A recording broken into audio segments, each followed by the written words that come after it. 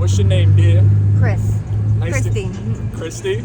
Okay, nice to meet you, Christy. How old are you? 45. I'm 45. I'm a Navy veteran. I spent 8 years in the military. I injured my knee multiple times and ended up addicted to Percocet.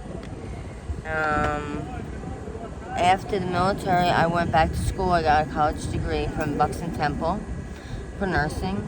But I was going to the hospital every day and sweating through my clothes, giving people morphine, giving people their prescription, and knew that eventually that I was going to break down and maybe take something.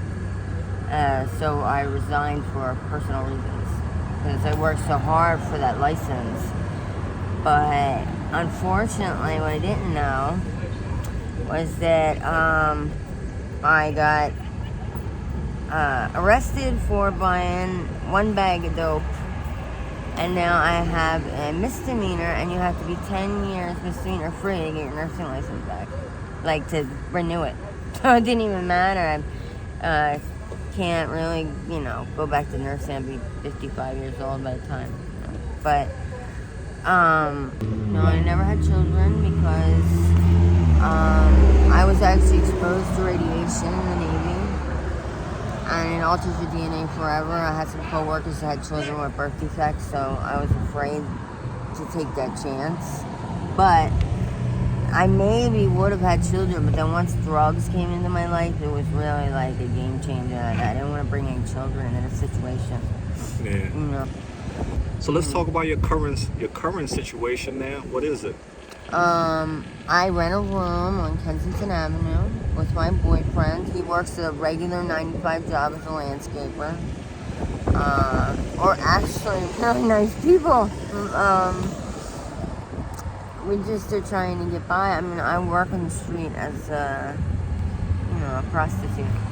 And he works a regular job because rent, food, bills, everything that we have to pay. We have a dog that I've had for 12 years, and I can't personally, and well, even him, I mean, it's very hard to hold down a regular 9-to-5 job when you have a heroin habit or So he has a fentanyl habit too? trank habit. Yes. Is he also? So when I work at night, I'll make sure that he has something in the morning so that he's well enough to go to work. And then he'll come home from work and give me something to make sure that I'm okay. And kind of take care of each other. And he gets a paycheck once a week, so the lump sum we're able to pay rent. But I do what I do because I tried to work regular work. That train passed. But it was so hard. Like, if you can't find what you need in the morning before you go to work, you're going to be calling in sick, you're going to be going in late, you're trying to juggle this habit and a regular job and keep things like a regular life going, and it becomes very difficult. I was living in Bensalem after the military and when I was in school, and I had an apartment for 10 years there, but I couldn't afford it anymore with my habit, with everything, so I moved back into the city. I had an apartment here for about six years. I've been Orthodox in Aramingo, and now I'm renting a room. So it's gone like, see what I mean? What type of benefit are you getting from the government? Because you've been out there for them.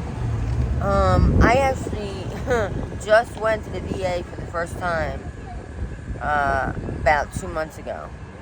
To try to get an allowance for housing, or they have these, not a stipend, it's, I don't know, some type of programs where they will pay like 80% of your rent, things like that.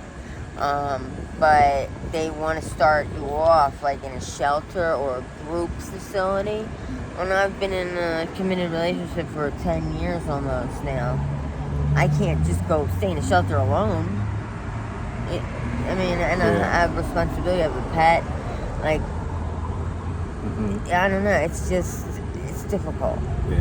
You know, because where I'm staying now, there's a lot of people in and out because the other tenants. This train going by, right?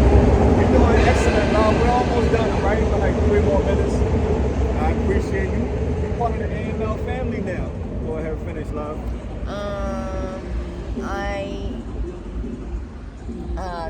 There's a place near where I live where they sell a lot of drugs and things. Everywhere in Kensington there's drugs being sold. It's just not a secret. But Man, somebody really jammed me, yo. Where was that view? Oh, see? Every Yeah. time I'm doing a video, people always interrupt you my want to video. move down?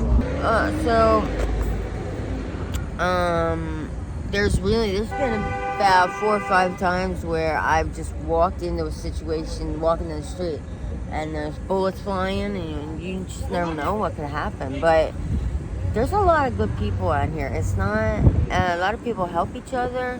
I mean, I know that it's a rough area and a lot of things do happen, but there are good people out here on the street.